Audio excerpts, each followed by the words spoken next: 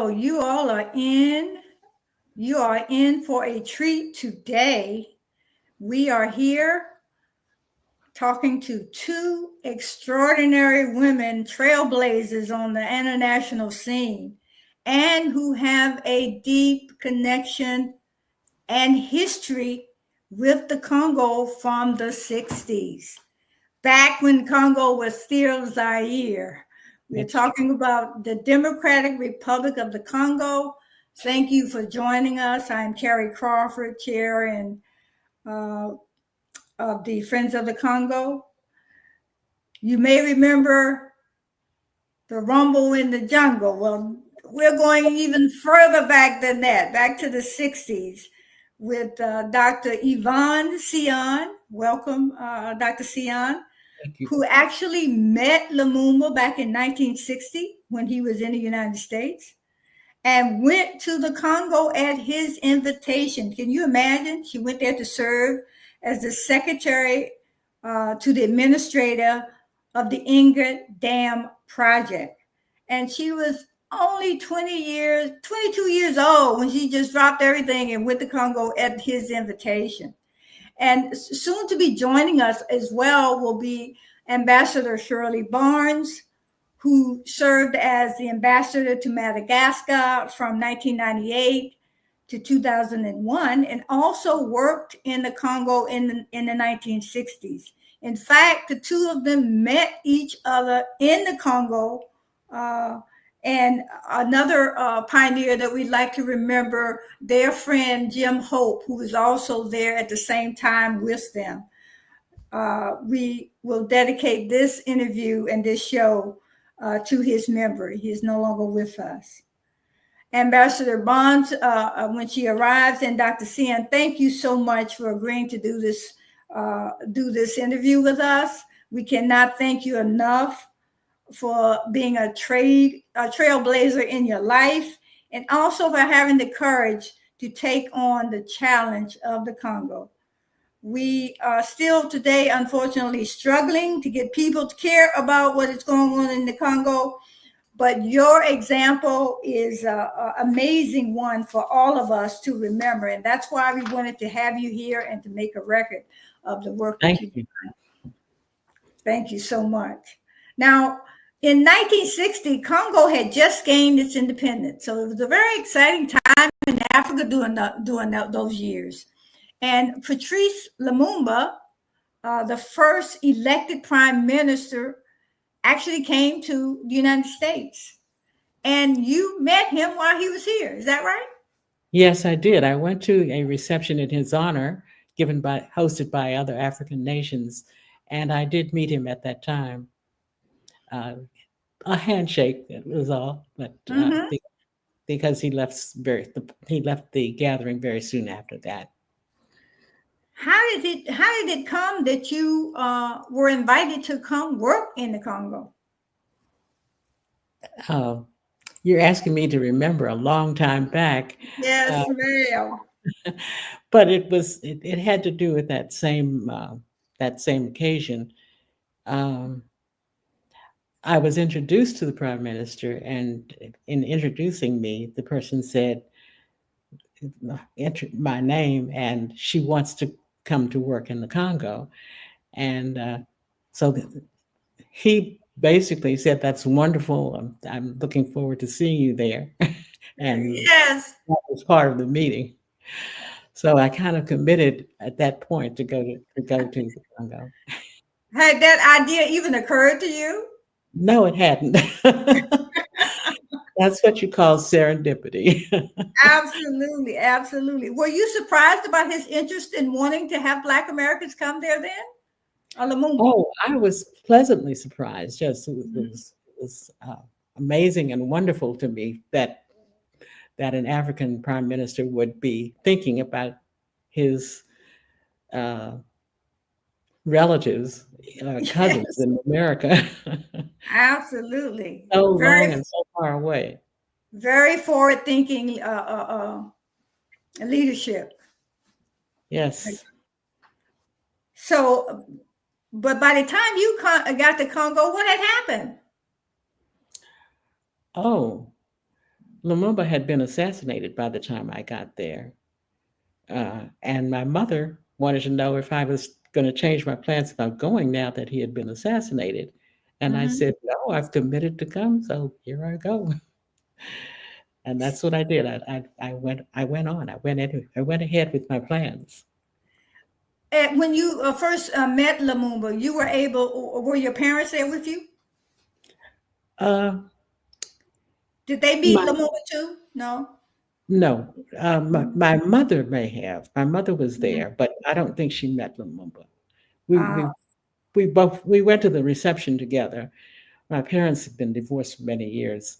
My Mhm. father was not in the picture at the time, but he was when he found out that I'd been invited. He was happy for me, and he said if he were a younger man, he'd have gone with me. Okay, and tell me now, but what did Mama say? Oh, of course, she did not like the idea at all.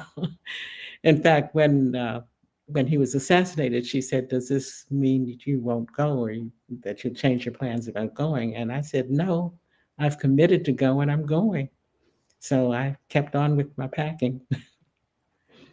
So what happened when you first got to Congo?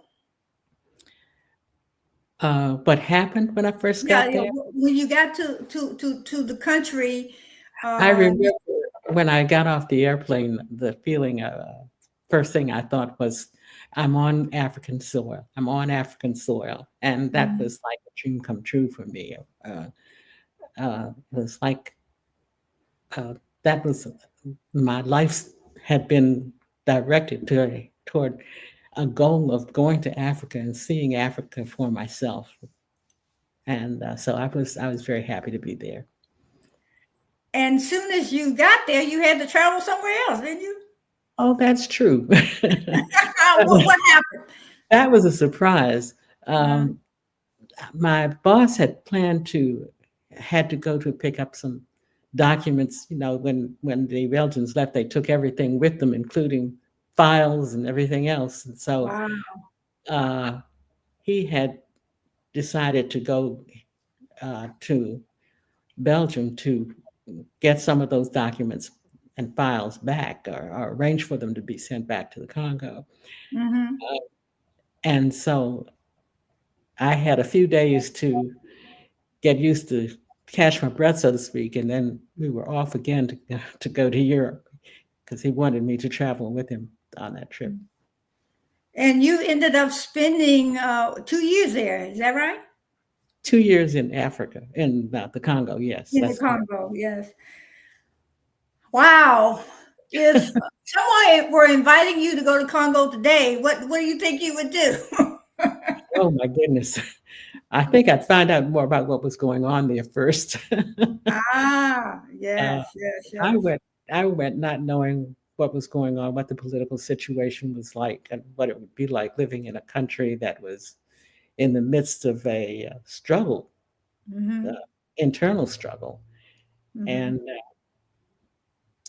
Hmm. so I think I would find out a lot more before I left. Well, That would be my advice you too. certainly learned a lot when you got there, right? Oh, yes. But you never had any really bad incidents while you were there, did you? I can't You recall any. can't recall anything. You think that's something you would might remember. You know, if something had been really, really bad while you were there. Mhm. So, if you were invited to return to Congo today, what do you think you would do? Uh, I think the first thing I'd do would be find out more about what was happening now, Hmm. uh, so that I know what I was getting, what I was agreeing to. Basically, is that I left when I went in the '60s. I had no idea what I was in for, what I was going into. Absolutely. Mhm. See, So the I, spirits were definitely with you. They yes, kept you there and kept you safe. You were not you were never harmed in any way, right? no, I was in. I was always safe. I always felt safe. Mm-hmm. I was assigned to the Inga Dam project because that was considered non-political. Uh, Mm-hmm. that was a position that did not involve politics at all. It was something I could do and not necessarily be anyone's target, you know. Mhm. So That's probably still good advice today. I mean, you come to support the building of the country, but keep your political opinions to yourself. That might be a good. that is true. That might be a good way to operate even now. Hmm. We've learned that actually that the government is planning to issue a formal invitation to Black Americans and African descendants from many places in the world to come back to the Congo to visit and to hopefully some of them to help try to rebuild the country. That's what do you think about such a proposal as that? I wish they had made it 50 years ago. Ah, I uh, know. I would have gone under different circumstances, but it is a good idea. That I would love to see that happen. I think African Americans need to learn more about Africa and be more open to the possibility of going back. And it's not a return to the jungle, uh, Exactly. which many people believe, but it's actually going to help build a continent. Mm-hmm. A continent. Yeah, a continent, because that's why we understand the importance of the Congo. It's right there in the middle of the country. It's bordered by 9 other countries, and so we've And always believed, yes, it's the largest of those countries too. hmm, It's huge. huge. Hmm. Yes, yes, yes, and it's so difficult for me. Even we were there in July, and to describe the beauty of the land, it's just it's so majestic. The the the, uh, the rivers and the mountains. It's just something you need to see at least once in life. Oh, that's wonderful. It was. It was. Any advice you would give to someone who wanted to go?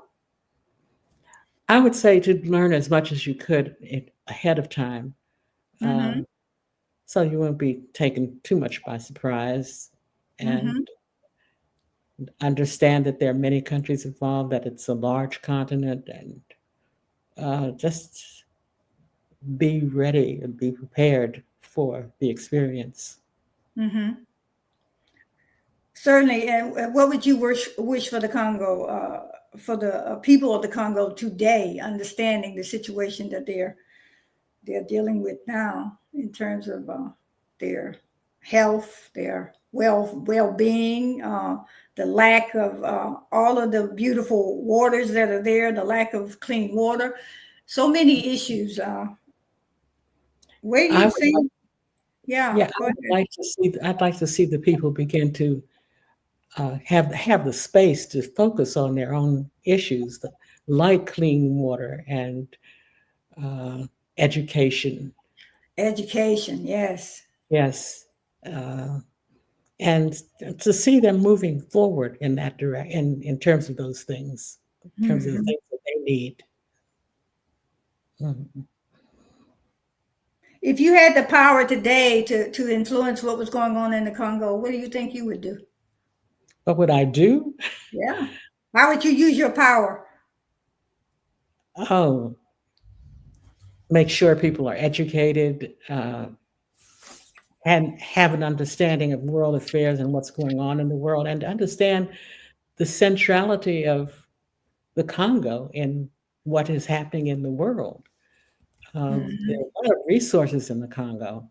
Uh, and when I say resources, I mean the land has wealth, like mineral wealth and um, water power, so Mhm. forth. So I would hope that they would begin to understand their own importance and their Yes. own, Yes. yes, their own, have a vision for themselves as a powerful player on the world scene.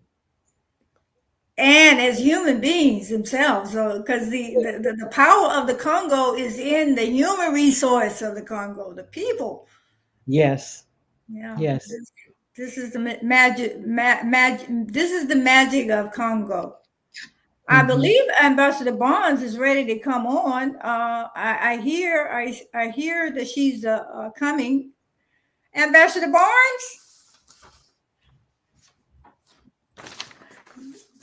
we are here. I think you're muted. Okay, I'm mute. There you are. And we need to see you because you're somewhere hiding. Unmute again. Can you see Dr. Seon and myself?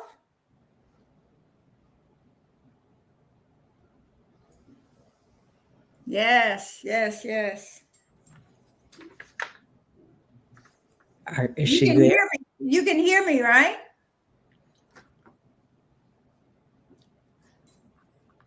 She's trying to get her technicals together there, folks, but she's on stage.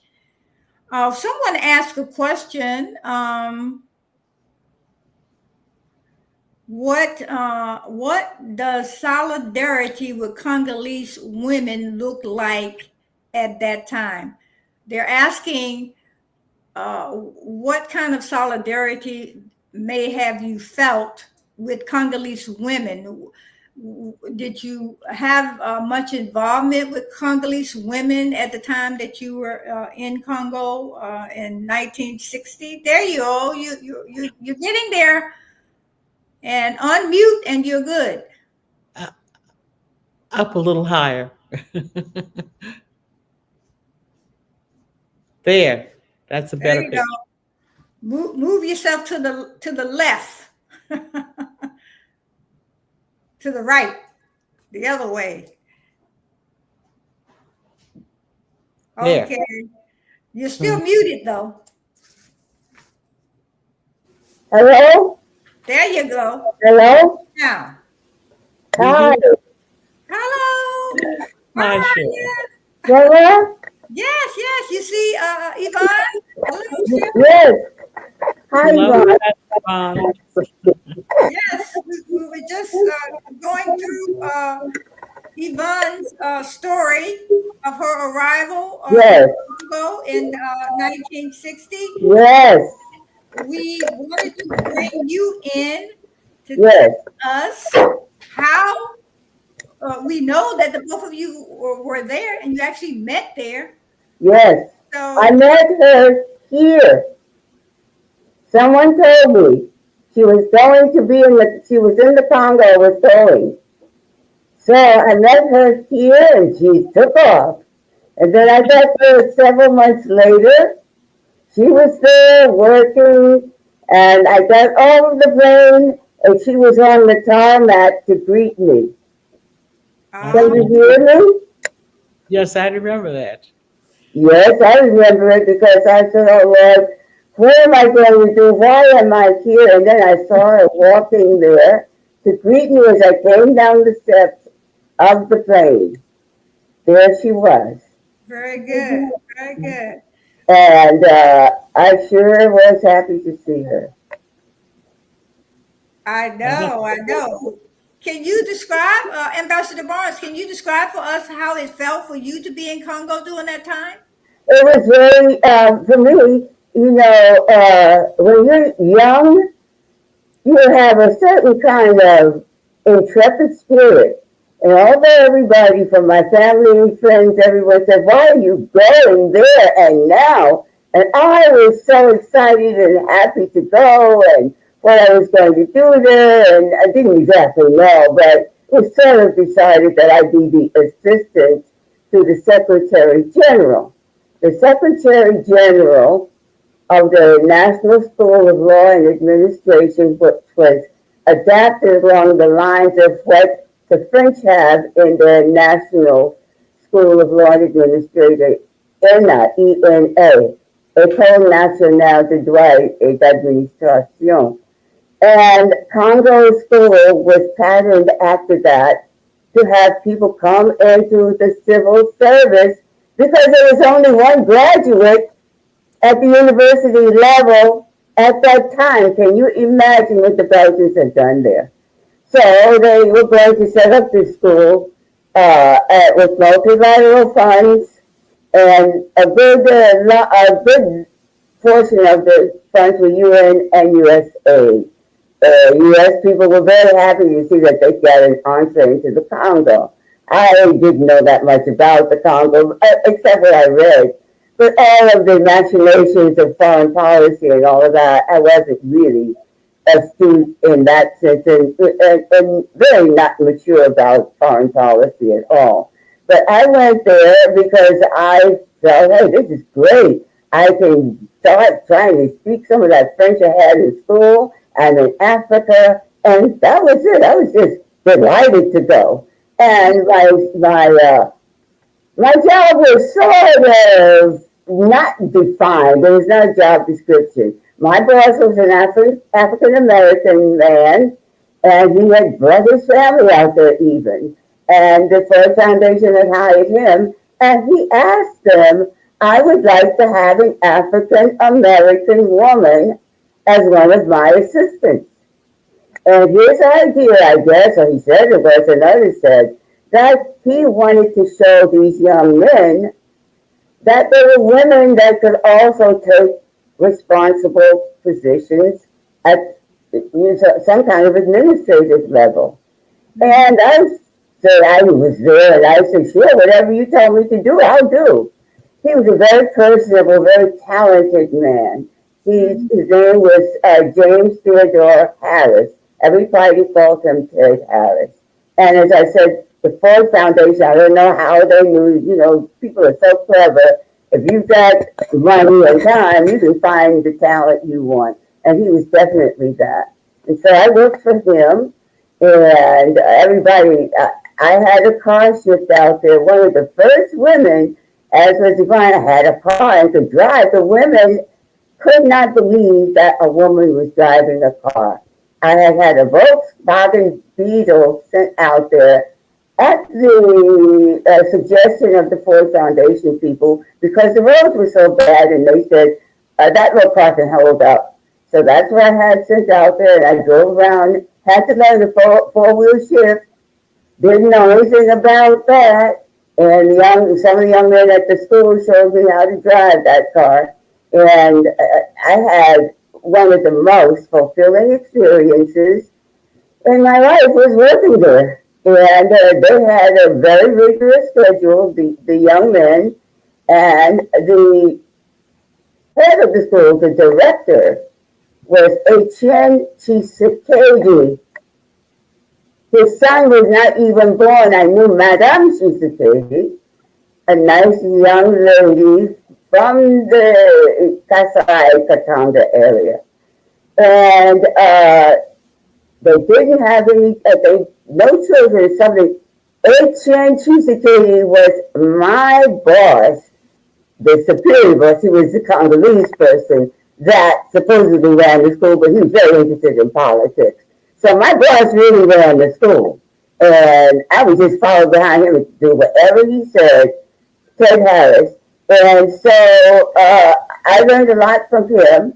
And I was there. He left to go on to work for the Ford Foundation in the United States at their headquarters, which was then on Madison Avenue, I believe. Yvonne was there with me for a while, and I was always going to her house for lunch. I didn't know. I just couldn't do everything myself. I had a little apartment. She was always there to be helpful. But she was working for Inga, and she had a lot of responsibilities too. But she was there maybe for 2 years while I was still there. I don't know, 2 years, but I sure didn't miss her. But I was there and continued to do my work. And now Etienne Tshisekedi's son is the head of the government. Yes. Later. Did you say that you work for President Tshisekedi's father? No. This president now, I work for the now president of the Congo, Tshisekedi. I work for his father. Yes. Etienne Tshisekedi. And that was with what organization was that? I was sent out by the Ford Foundation.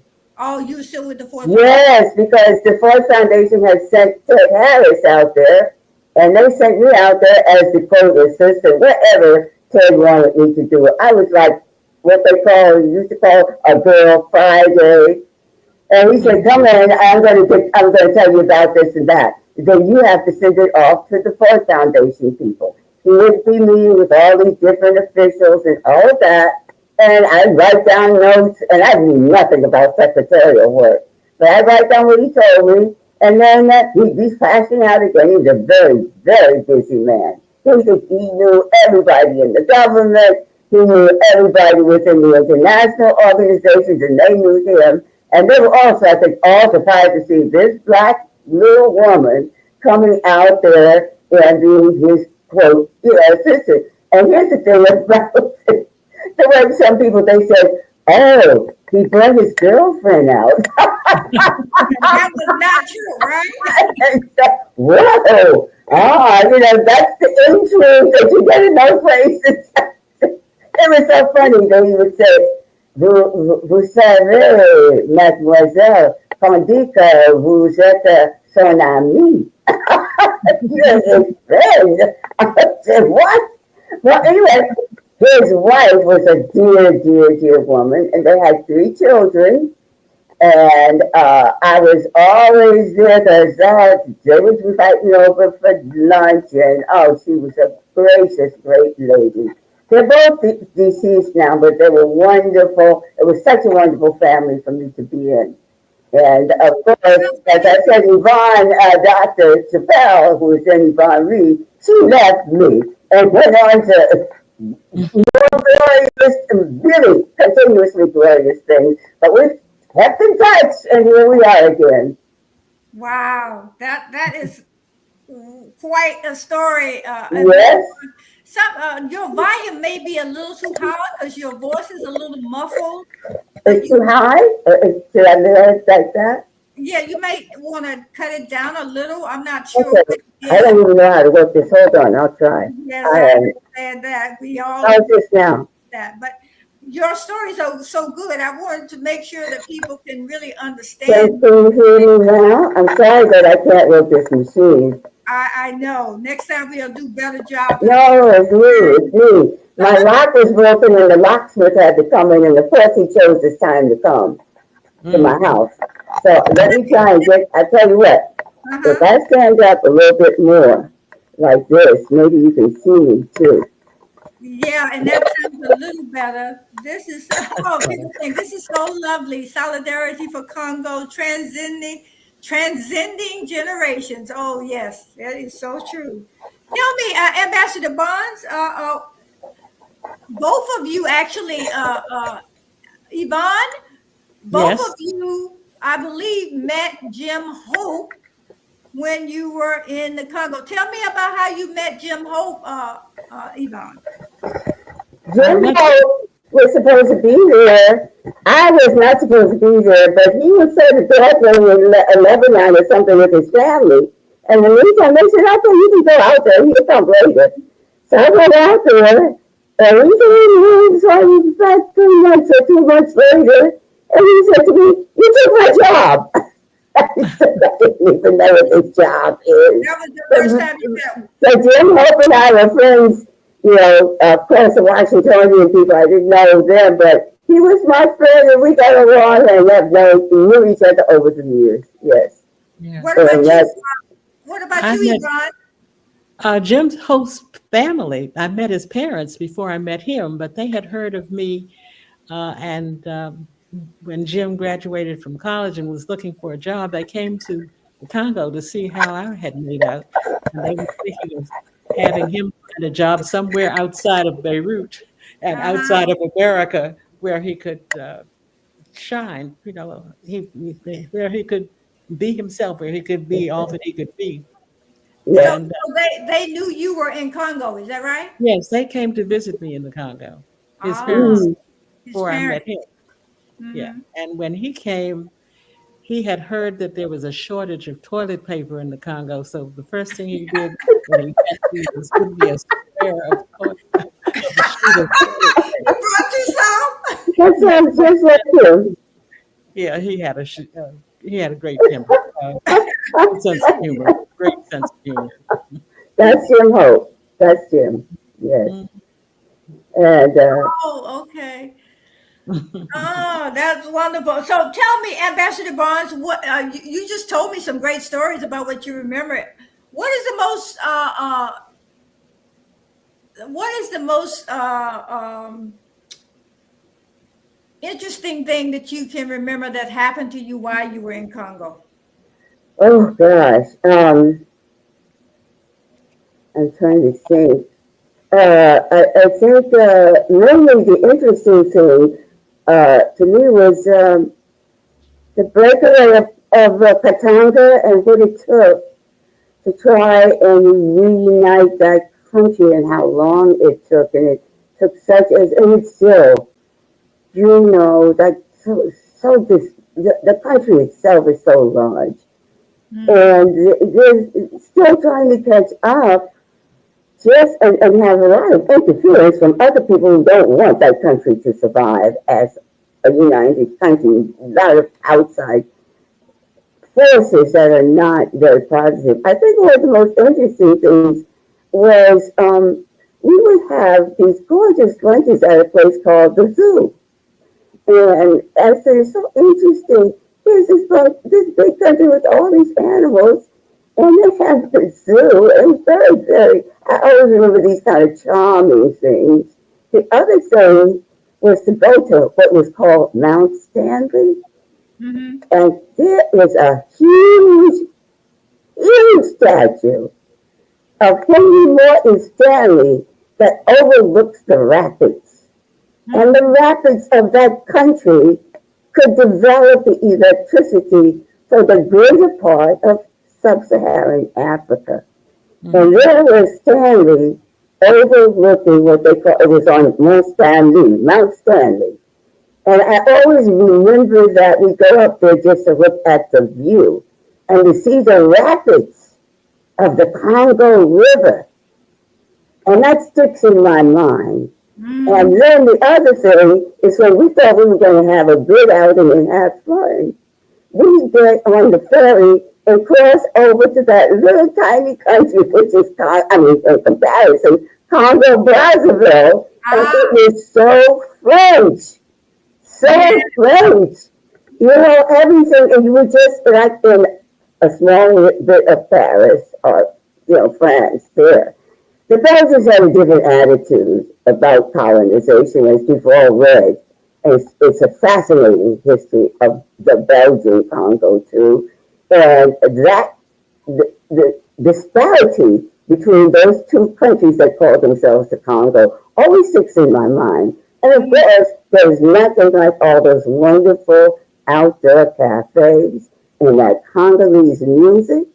And it is still the most impressive music throughout Africa is the music that came from the Congo. And they had the best orchestras. And we loved to go out and dance. And I remember that. Yeah. I always got up and went back to work, but we had a good time. Yeah, and people don't I know. People don't realize, and that's as far as people don't realize that there are actually two Congos. They divided by just the river, Sure. Take the boat right over to Congo Brazzaville. Totally different. Totally different. Mm-hmm. Well, I have a surprise for both of you. Huh. I like surprises. Yes, we have a surprise guest. Who is that? And we hope we can bring her on. Are you there? Are we ready to present Miss Ayana Gregory? Oh, my gosh. Oh, wow. What a surprise. I listened to you. Yes. What a pleasure it is. What a pleasure it is. I just came in. I wanted to say hello to these two incredible, powerful Black women, pioneers, leaders, icons. Ambassador Barnes, it's a pleasure to meet you. And, just reading so much about the work that you've done in the Congo, among other things, has been incredible. And then, of course, Mama Yvonne, I know you. Oh, Got the chance to see you, in September, and I've Yes. just been blessed to be connected with you and your family.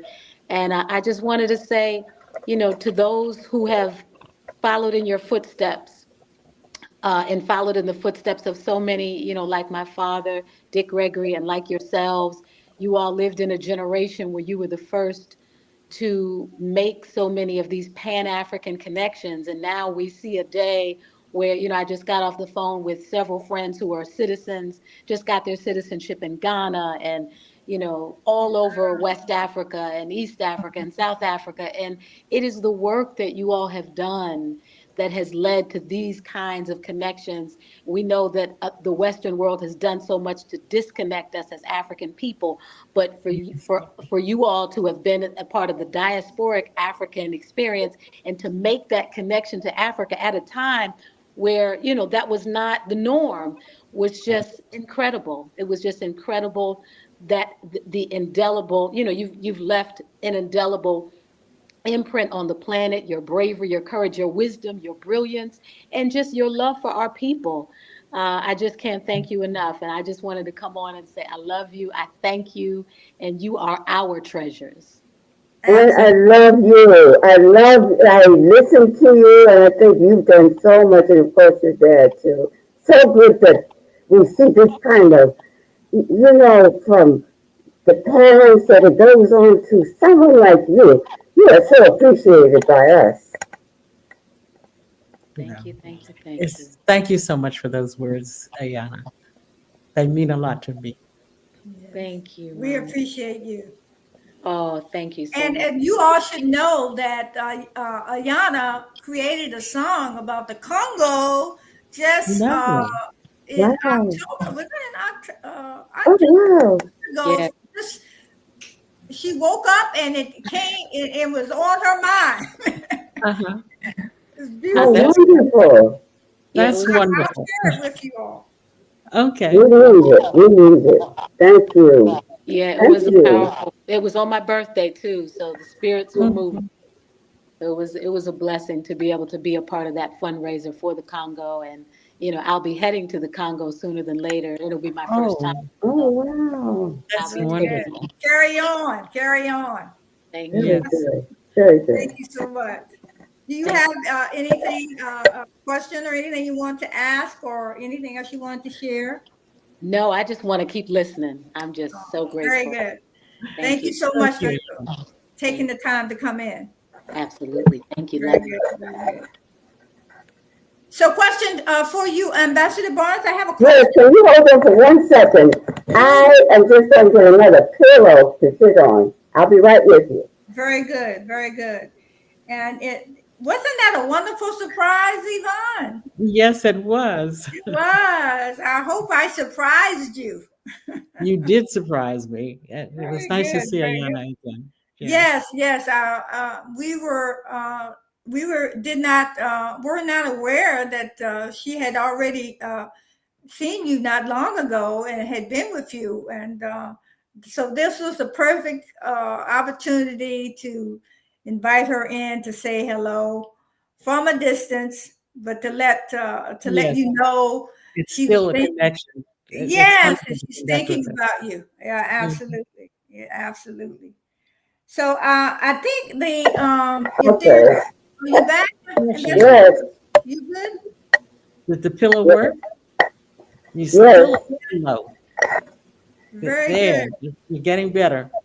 Okay. Look, by the time we do this again, you're gonna be an expert. Now, it's like, what did I do? Oh my God. Thank you for bearing with me. But one question I wanted to ask you, Ambassador Barnes, tell me what Yes. you think about the current situation in the Congo. I mean, Uh-huh. how are we to navigate what's going on there? Well, I hope you hear me. I think, as usual, I just keep praying for the Congo. So much seems to be out of the hands of the people themselves because it is such an important country. And in so many ways, It's so important that everybody doesn't want the other person to have it, and certainly not the Congolese to have it. And that gets me very upset a lot. But then I just pray, and we pray so long, and we've seen what's happened, and we know it's going to work. It's going to work. We've got to keep praying, and we got to keep it on our schedule all the time. Open up the papers. If it's not in their guards, what's going on in the Congo? From someone so keeps in people's minds.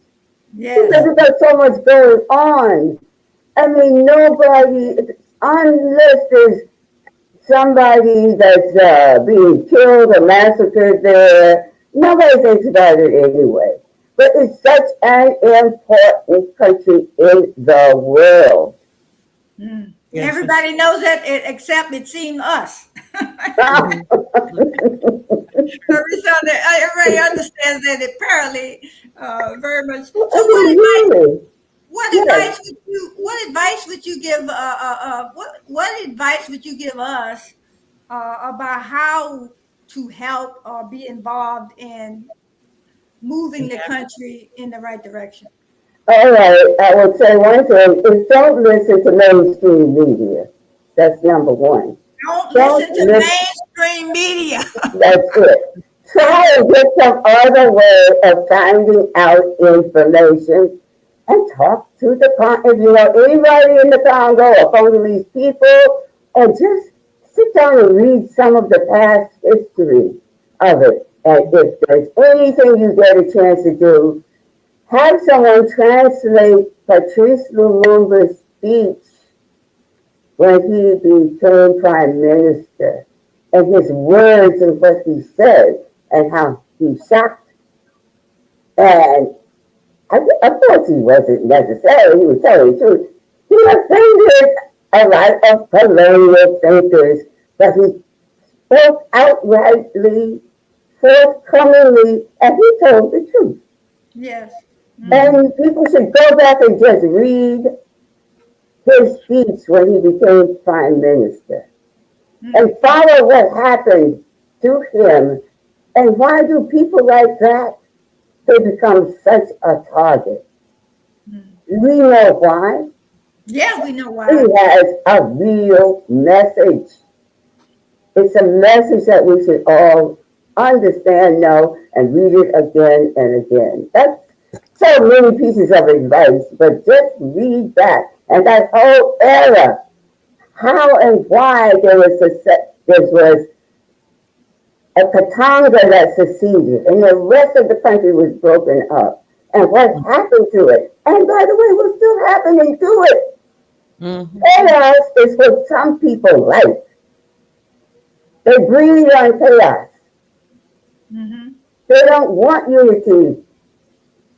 And his speech says a lot towards that. And also following what happened to him. Always, again, not, what we say is the sanitized version of things. Read a lot of different reports on what happened to the Congo and what is happening to the Congo. That's Absolutely. true. Absolutely. So, Ambassador Barnes, if you were invited to go back to the Congo today, would you go? Yes. But I have to make sure I had all my medications with me and it lasted for however long. And I would love to see just as much of the country as I could. I know, Attorney, I know you said something about how much you were struck by the beauty of Bukavu in that area. It's one of the most beautiful places on earth.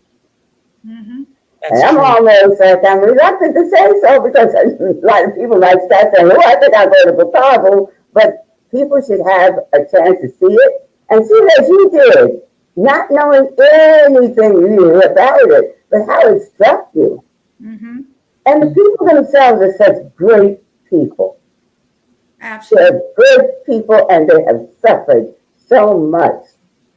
And they're still out there They're still out there. And I have nothing but the greatest and deepest respect and love for them.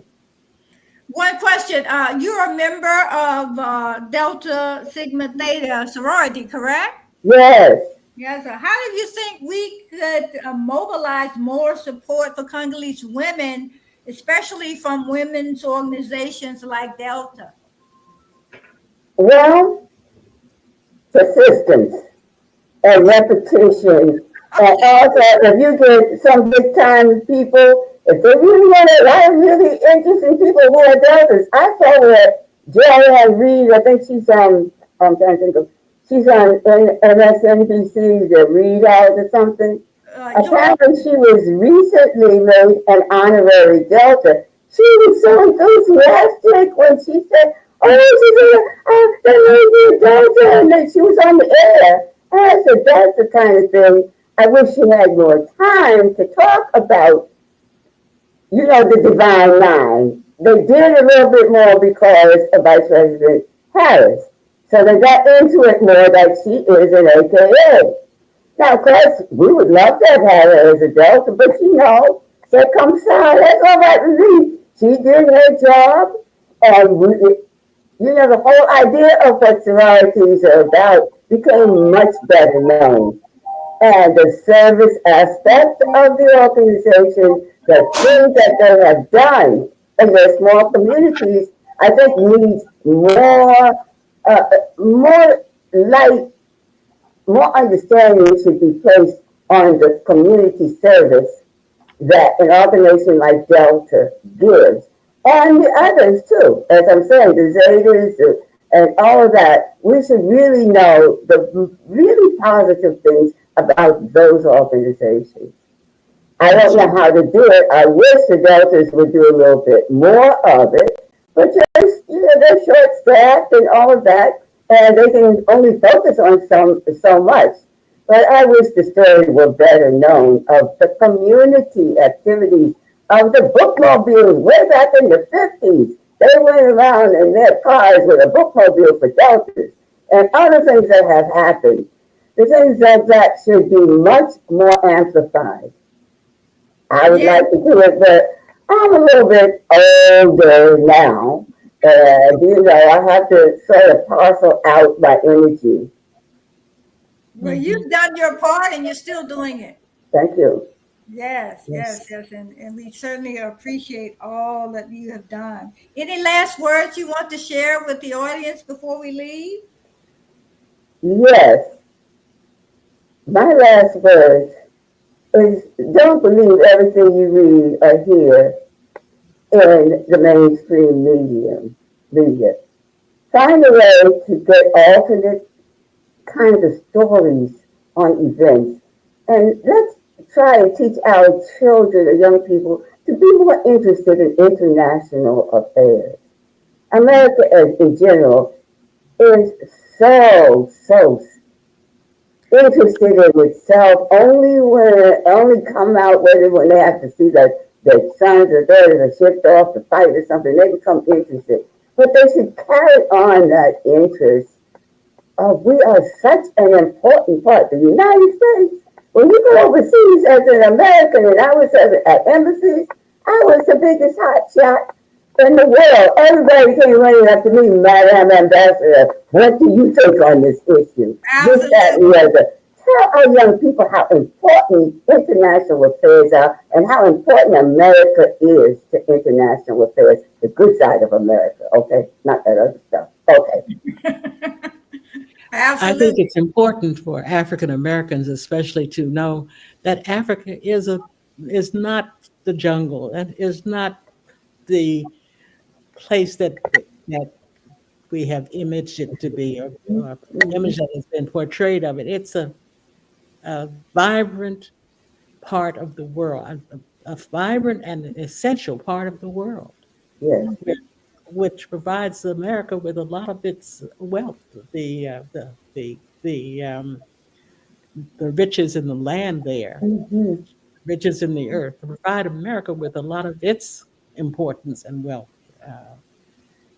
the things that it needs. So we have to begin to recognize and appreciate Africa for what it is and not for what we have been taught it is. Absolutely. That is the way. Yes. Absolutely. Well, And I want to thank you. Thank you so much for bringing us together. oh, Thank you. absolutely, absolutely. Yes. And believe me, we are working on getting the government of Congo to recognize the work that you all have done for the American people and for the people of the Congo. We think that deserves to be formally recognized. So we are going to, that is on our agenda. Thank you so much. Friends Yes, of thank the Congo. Friends of the Congo. Thank you. Thank Yes, you we're all. delighted. You all Thank you stay for putting well. this program together too. Oh, I'm Thank glad you. you're able to make Sasha. it. We are really, really, really honored to have you here. Thank you. Take care now. Take care. You take care. God bless. Thank God you. bless. Bye bye.